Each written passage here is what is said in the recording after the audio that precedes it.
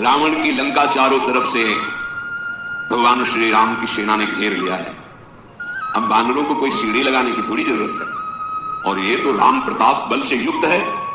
प्रचंड बानर भालू पर्वत उखाड़ते हुए एक ही छलांग में लंका की चोटी के जो कंगूरे हैं उन पे चढ़ जाते हैं, फेंकते शास्त्र शास्त्र कोटि कोटि राक्षस उन पर्वतों से, और जो बचते हैं उनको लेकर के दांत से काट काट उनके अस्त्र नाखून से फाड़ देते हैं। एक क्षण में सैकड़ों निशाचरों का वध करते हैं, क्योंकि राम प्रताप से युक्त हैं।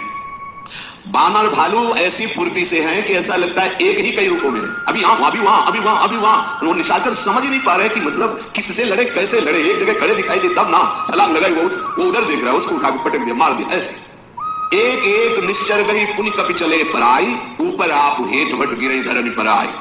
जो बड़े बलवान निशाचर है धक्का मार के ऊपर से गिरा देते, नीचे गिरकर प्राण छूट जाते। भगवान श्री राम की जय। ऐसा बोलते हुए प्रचंड बलधारी बानर भालुओं की जब मार पड़ी, रावण के जितने भी वीर थे भाग पड़े लंका की तरफ। बचाओ, रक्षा करो, चारों तरफ से मार पड़ रही है। सेना को विचलित होकर भाग कर लौट कर आते देख करके रावण बड़ा ये अंदर से तो घबरा गया, पर अपने योद्धाओं से क्रोधित, रुक जाओ, जो जो भोग मांगे वो सब दिए, साफ सुख दिए, और आज जब जरूरत पड़ी तुम्हारी युद्ध की तो तुम पीठ दिखा के भाग के आ रहे हो। चंद्रहास से काटूंगा जो वापस लौटेगा, क्योंकि सबका कल्याण करवा रहा है। कोई भी अगर वापस पीठ दिखा के इधर आया तो मैं अपनी चंद्रहास से काटूंगा। घबरा गए। रावण की कठोर आज्ञा सुनकर सब फिर क्रोध करके कि अब तो मरना ही है, लौट पड़े। अब इनका जो भयानक स्वरूप है, जब कोई प्राण त्यागने की बात सोच लेता तो बहुत बलशाली हो जाता, अब तो मरना ही है। अब जो हो बड़े बड़े तीखे शस्त्र लिए हुए ललकार ललकार करके बानर भालुओं पर त्रिशूल परीग तलवार बरछी इनकी मार करने लगे। अब तो बानर भालू भयातुर हो गए, भागने लगे, क्योंकि रावण क्रोधित हो गया। तो अब ये सोचे मरना ही है, मरना ही तो एक बार जी जान की ताकत लगा देते हैं। कोई कहता बचाओ हनुमान, कोई कहता बचाओ नलिन, सुग्रीव मेरी रक्षा करो, अंगद मेरी रक्षा करो। हनुमान जी के कानों में शब्द पड़े, ये दक्षिण दरवाजे पे थे। उस समय हनुमान जी महाराज भागे, अलग अलग दरवाजों पर अलग अलग सेनापति के रूप में। पवन पुत्र हनुमान जी महाराज मानो काल गर्जना की हो ऐसी गर्जना करके आए और पहाड़ लेकर के टूट पड़े निशाचरों पर।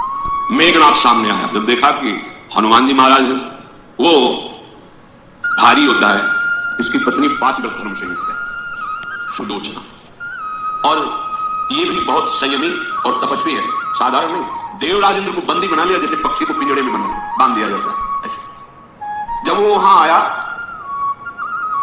सामने से हनुमान जी को देखा, एक बार तो डर गया कि ये तो वही बानर है जो पहली बार लंका में आया था, अक्षय कुमार को मारा था, मैंने जिसे ब्रह्मास्त्र से मूर्छित किया था। आगे बढ़ा, हनुमान जी ने एक लात मारी मेघनाथ के, रथ से दूर गया, घोड़े के प्रहार से सारथी घोड़ा रथ सब चकनाचूर कर दिया। जो दूसरा रथ बहुत से सब, तो उसका सारथी उसमें डाल करके मेघनाथ को। इधर अंगद ने सुना पवन पुत्र हनुमान अकेले किले पर गए हैं, एक ही छलांग, दौड़ने की थोड़ी छलांग मारी हुई। जब 400 योजन समुद्र को लांग सकते हैं तो और क्या कह रहे थे। जामवान से कहा था मैं लांग जाऊंगा, पर लौटने में थोड़ा मुझे संशय है। जय श्री राम, कौशलाधीश रघुनाथ जी की जय हो। हनुमान जी अंगद एक साथ, लंका के राक्षस परिचित थे इन दोनों से, ये हनुमान जी अंगद एक साथ है। अब इनको कौन, एक बड़ा महल था, अंगद जी ने उस महल में ऐसा प्रहार किया, ढह गया। रावण ने ये दृश्य देखा, महल को ढहते हुए घबरा गया। अब लंका में जितनी भी रानियां स्त्रियां सब साथी पीट रहे, मरवाए गए, पूरी लंका को मरवाएगा। ये रावण बुद्धि इसकी भ्रष्ट हो गई है। अरे पहले एक आया था, अब तो वो दोनों हैं जो आ चुके हैं लंका में, दोनों एक साथ बानर लीला करते हैं हनुमान जी और अंगद जी। बानर लीला जानते जैसे नहीं, डरवाना और किलकार मारना, देखो उनके रोम रोम ऐसे खड़े हो जाते हैं, अच्छे अच्छे को डरवा दे और जोर से बोलते हैं श्री रामचंद्र की जय बोल, जिसके साथ वो सब बोलते हैं राम जी की जय, राम जी की जय बोलते, ले तो मारे जाओगे। हनुमान जी और अंगद जी बड़े बड़े पर्वत उखाड़ते, खंभे उखाड़ते, फेंक देते, सेना की सेना नष्ट हो जाती है। कूद पड़ते गर्जना करके राक्षसों के बीच में, एक क्षण में मर्दन कर देते हैं राक्षसों की सेना। किसी को लात, किसी के घूसे, किसी थप्पड़ होकर वज्र जैसे फाड़ के फेंक देते हैं निशाचरों को। एक एक सौ मर्दई तोरी चलावहि मुंड, रावण आगे परहते जन फूटे गद कुंड।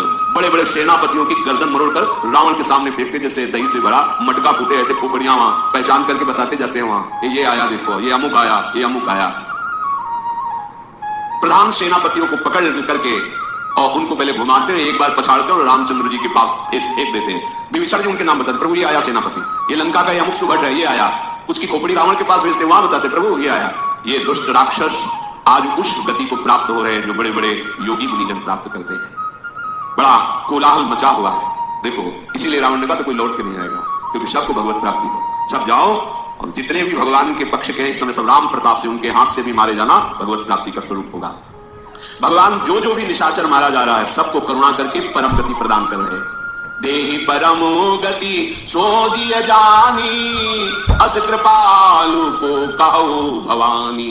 अस प्रभु सुनी न भजहि ब्रह्म त्यागी, नरमति मंद ते परमो अभागी। देखो, ऐसे घोर निशाचरों को भगवान परम गति दे रहे हैं। प्रभु का स्वभाव ऐसा ही है। हे उमा, जो ऐसे स्वभाव वाले भगवान का भजन नहीं करते वो अत्यंत मंद बुद्धि परम भाग्यहीन है। भगवान श्री रामचंद्र जी को सूचना मिली कि ये अंगद और हनुमान किले में प्रवेश कर चुके हैं और ऐसे भुजबल से मथ रहे जैसे दो मंदराचल पर्वत समुद्र को मथ रहे हो। दिन का अंत होता देख करके जैसे सूचना के लिए अलग अलग वाद्य रखे जाते थे, तो जब युद्ध बंद करना होता तो उसके अलग वाद्य होते। संध्या समय हो रहा है इसलिए ऐसे वाद्य बजे युद्ध का विश्राम ये होता था। दोनों दल के सैनिक वापस हो जाते थे। प्रभु के श्री चरण कमलों में मस्तक नवा करके हनुमान जी और अंगद जी आकर के श्रम रही थी। भगवान ने जितने भी शूरवीर थे बंदर भालू, उनको जो चोट लगती थी, जो थकावट होती थी, भगवान की दृष्टि पड़ते ही चोट ठीक हो जाती थी, घाव भर जाते थे और उनकी थकावट चली जाती थी। राक्षसों ने जब देखा कि सेना वापस हो रही है तो ये वापस जाने का नाटक करके फिर लौट पड़े और भिड़ गए जो वापस बानर भालू होते। संध्या के समय भालू बानर पुनः पीठ दिखाने वाले तो है नहीं, विशाल कायानुई को रंगों के बानर भालू लौट पड़े, क्रोध करके लड़ते हैं, खेल खेल में निशाचरों का वध करते हैं। जैसे वर्षा और शरद ऋतु, ऐसे वर्षा ऋतु में मेघ जो है बहुत, और शरद ऋतु में उज्जवल, तो आपस में जैसे लड़, ऐसे भूरे रंग के जैसे बादल वैसे बादल और काले रंग के जैसे बादल ऐसे राक्षस। ऐसा लग रहा है कि शरद ऋतु और वर्षा ऋतु के बादल आपस में लड़ रहे हैं। अकंपन अतिकाय, ये बड़े बड़े सेनापतियों ने देखा कि हमारी सेना तो विचलित हो रही है, तो इन लोगों ने माया प्रकट कर दी। खून की वर्षा, पत्थरों की वर्षा, मांस के लोथड़े बरस रहे, इतनी धूल कि अंधकार छा गया। अब जब कोई दिखाई नहीं दे रहा तब तो बानर भालू परास्त होने लगे, क्योंकि माया खून बरस रहा है, पत्थर बरस रहे हैं, आंधी चल रही है। भगवान देखा कि हमारी सेना के जन अब असमर्थ हो रहे हैं, दिखाई नहीं दे रहा इतनी धूल और ऐसी गंदी गंदी चीजें। तो तुरंत अंगद और हनुमान जी को बुलाया और कहा तुम जाओ उत्साह वर्धन करो इनका, और तुरंत सारंग धनुष पर बाण चढ़ाया और अग्निबाण संधान किया। ऐसा प्रकाश की कहीं कोई अंधेरा नहीं और सारी उनके द्वारा की गई माया नष्ट हो गई। जैसे ज्ञान प्रकट होने पर संदेह नष्ट हो जाता है, जब तक ज्ञान नहीं होता तब तक संशय रहता है। जहां शुद्ध ज्ञान होता है तो कोई संदेह नहीं रह जाता, न सोचती न कांक्षत, कोई सोच नहीं रह जाती, कोई चाह नहीं रह जाती। अब तो हनुमान जी और अंगद जी गर्जना करके उत्साहवर्धन सबसे बड़ी बात होती है। सत्संग क्यों कहा जाता है? नित्य सुनो। हमारा युद्ध चल रहा है, कुमति और सुमति दो पक्ष हैं, रामायण दल और रावण दल। कुमति है रावण दल और सुमति है रामा दल। अब कभी कभी कुमति भी जोर कर जाती है, सुमति को परास्त करती है, कभी कभी सुमति बढ़ती है तो कुमति को परास्त करती है। युद्ध में दोनों दल समान बलशाली है। कुमति भी ऐसी नहीं है, पूरे जीवन लड़ते रहे, एक चूक हो गई, अब वो बार बार माथा करेंगे पूरे जीवन में गलती नहीं की। कैसे कुमति? कब? जब तक ब्रह्मबोध नहीं होता, भगवत प्राप्ति नहीं होती, तब तक युद्ध भगवत प्राप्ति मतलब स्वराज्य में स्थित। अब कोई युद्ध की जरूरत नहीं रह गई है, अब तो सर्व विजय जीत विषम संसार कीर्ति जग विस्तर है। तो ये इस युद्ध में प्रोत्साहन बहुत बड़ी वस्तु होती है। जैसे कोई योद्धा थकित हो रहा है या अंदर से टूट रहा है, अगर उसे प्रोत्साहन दिया जाए, उत्साहवर्धन किया जाए तो जीत जाएगा। ये सत्संग अध्यात्म का प्रोत्साहन उत्साहवर्धन है। अरे निकल गए और बड़ा बल मिलता है। रोज सत्संग अगर आप ध्यान से सुने तो आपको अध्यात्म की गूढ़ बातें और अध्यात्म में चलने का बल आपको प्राप्त होगा। जो शब्द है यही भगवत प्राप्ति कराते हैं।